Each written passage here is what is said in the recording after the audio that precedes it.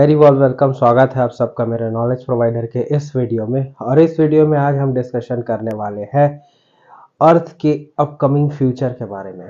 और ये लगभग आपके कुछ आगे सालों का नहीं है, ये लगभग आपके 2 बिलियन ईयर्स अगो अगो नहीं बोलना चाहिए, आगे आने वाले 2 बिलियन ईयर्स में अब अर्थ का फिर सिचुएशन कैसे होगा। मतलब कहा जाए आफ्टर 2 बिलियन ईयर्स अर्थ की सिचुएशन कैसी होगी।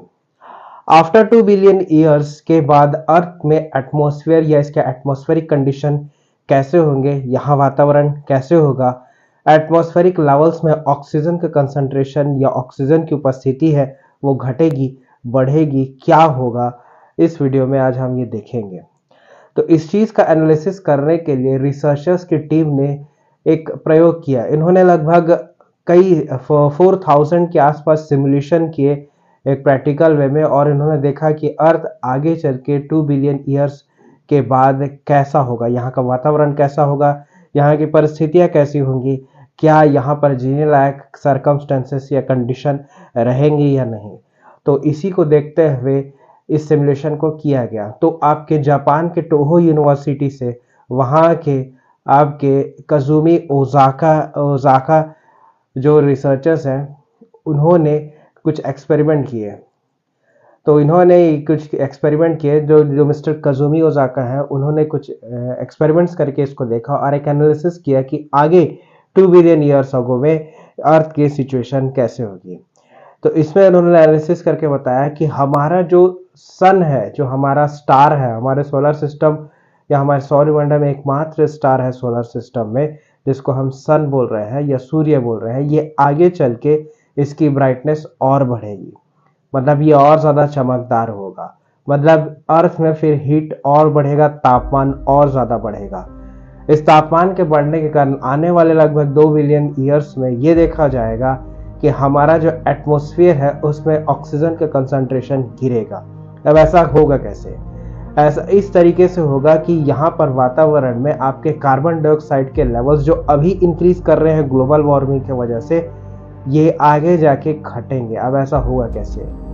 ये ऐसा होगा कि जब सन की लाइट ज़्यादा आएगी तो अर्थ का तापमान बहुत ज़्यादा बढ़ेगा। एक्सेस रेडिएशन की वजह से जो कार्बन डाइऑक्साइड है वो अपने उस स्टेट में रह नहीं पाएगा और ये एमिट हो जाएगा, जिसके वजह से देखा ये जाएगा कि increase in level of CO2 की वजह से कार्बन डाइऑक्साइड के बढ़ते लेवल जो है वो अचानक से इसमें आपको डिक्लाइन या ये घटना चालू हो जाएगा। अब ये ऐसा होगा कैसे? जब ये चीज़ इनिशिएट होगी तब ये शुरुआत में तो काफ़ी धीमी होगी, लेकिन ये जब अपने पूरे फॉर्म में आएगी तो काफ़ी रैपिडली ये कार्बन डाइऑक्साइड लेवल डिक्रीज होगा, जिसके वजह से ये होगा कि जो कार्बन डाइऑक्साइड में C और O2 है ये एक दूसरे से एक्सेस रेडिएशन एनर्जी के कारण स्प्लिट हो जाएंगे। होगा ये आगे चल के मीथेन के लेवल्स हैं वो ज़्यादा हाई हो जाएंगे। क्या ऐसा अर्थ में पहले कभी नहीं हुआ है? जी हाँ, ऐसा पहले भी अर्थ में हो चुका है। और उसके बाद आपका एक इवेंट हुआ जिसे कहा गया GOE या ग्रेट ऑक्सीडेशन इवेंट। उसके बाद धीरे धीरे ऑक्सीजन के लेवल्स बढ़ते गए और अर्थ हमारा हैबिटेट लेवल पे आया। ये भी लगभग कुछ बिलियन ईयर्स अगो पहले था। तो आज जो अर्थ देख रहे हैं जिसमें ऑक्सीजन लेवल अच्छे कंसंट्रेशन में है और यहाँ आप लाइफ को एंजॉय कर रहे हैं या लाइफ के फॉर्म्स को यहाँ पर देख रहे हैं, ये पे ऐसा पहले नहीं था। आगे चल के कुछ बिलियन ईयर्स में ये फिर होने वाला है। तब एलिवेट होगा मीथेन के लेवल्स, जो मीथेन गैस के लेवल्स बढ़ेंगे, ऑक्सीजन कंसंट्रेशन यहाँ पर कम हो जाएगा। अब ऐसा होगा क्यों?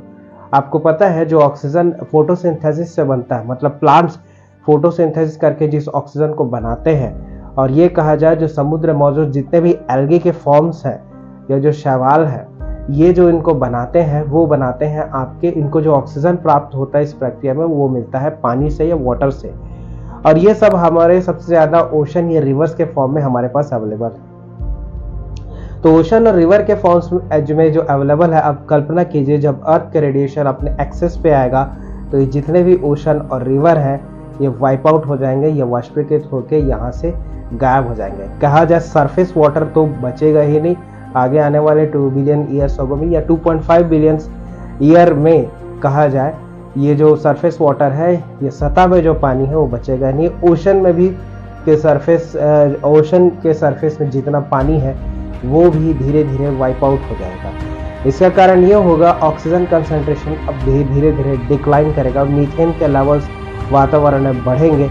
लेस ऑक्सीजन या कम ऑक्सीजन के कारण ये होगा प्लांट के या पौधों के या वनस्पतियों की जो जनसंख्या है उसमें भारी गिरावट देखी जाएगी। भारी गिरावट करने के कारण इस पे जो निर्भर जीव है वो भी बहुत हद तक उनकी जनसंख्या में कमी आएगी। कुल मिला के जो पूरे खाद्य श्रृंखला है, पूरा फूड चेन है, फूड वेब है, वो पूरी तरह से डिस्टर्ब हो जाएगा और इसके कारण फाइनली अर्थ में जो लाइफ है वो अपने सबसे चरम स्थिति या मैं बोलूँ सबसे निम्न स्थिति को फेस करेगा। जिस प्रकार से 2.5 बिलियन ईयर्स आगे जो आने वाले हैं उनमें ये देखा जाएगा और ये एक दिन में नहीं होगा, ये प्रोसेस धीरे धीरे होगा। अब धीरे धीरे जो हमारा सन है वो अपनी मैच्योर स्टेज में पहुंच रहा है, मतलब अपने पूर्ण अवस्था को ये प्राप्त कर रहा है। तो धीरे धीरे इसकी ब्राइटनेस है वो बढ़ते जाएगी और इसके ब्राइटनेस के बढ़ने के कारण पृथ्वी में ये बदलाव देखे जाएंगे और इस बदलाव के आने वाले इस बदलाव के कारण हमारे फिर पृथ्वी में एक ऐसी कंडीशन होगी कि हमारे पृथ्वी में ऑक्सीजन का कंसंट्रेशन बहुत कम हो जाएगा और मीथेन का लेवल्स बहुत ज़्यादा ही बढ़ जाएगा। ओजोन लेयर जैसी कोई भी चीज़ नहीं होगी और जो अर्थ पे रेडिएशन है वो सीधा पृथ्वी की ओर आएगा। एक्सेस हीट करने के कारण जितने भी ओशन है ये वाइप आउट हो जाएंगे या समुद्र है वाइप आउट हो जाएंगे और ऑक्सीजन बिल्कुल कम कंसंट्रेशन में इस पृथ्वी पे रह जाएगा। लाइफ के फॉर्म्स या जीने जो जीव हैं वो बिल्कुल ना के बराबर या बहुत कम आपको देखने को मिलेंगे। वैरायटीज़ या जो लाइफ की है वो बहुत ज़्यादा कम हो जाएंगे। कुल मिला के पृथ्वी उस समय जीने लायक नहीं रहेगी। ऐसे समय का जो अर्थ है उसे आर्कियन अर्थ कहा जाता है, जहाँ पर सिर्फ एनारोबिक या वो जीव जिनको ऑक्सीजन की ज़रूरत नहीं होती या ये माइक्रोब्स होंगे उन्हीं का यहाँ पर राज होगा या यही वो जीव हैं जो पृथ्वी में टिक पाएंगे, रह पाएंगे, जिनको माइक्रोबियल फॉर्म्स कहते हैं, जो इनको एनएरोबिक माइक्रोब्स कहते हैं, यही इस जगह पर सर्वाइव कर पाएंगे। फिर आगे चल के कड़ी अगर फिर होती है तो फिर से हो सकता है ऑक्सीजन कंसंट्रेशन होगा। ये श्रृंखला काफ़ी हद तक अर्थ में कई बार ऐसा चल रही है, ऐसा प्रेडिक्शन बताया है आपके टोहो यूनिवर्सिटी के कजुमे ओजाका ने। तो ये चीज़ है जो इसमें देखने को मिलता है। तो होप ये वीडियो आपको अच्छा लगा होगा, कमेंट करके बताएं वीडियो आपको कैसा लगा। मिलता है नेक्स्ट वीडियो में।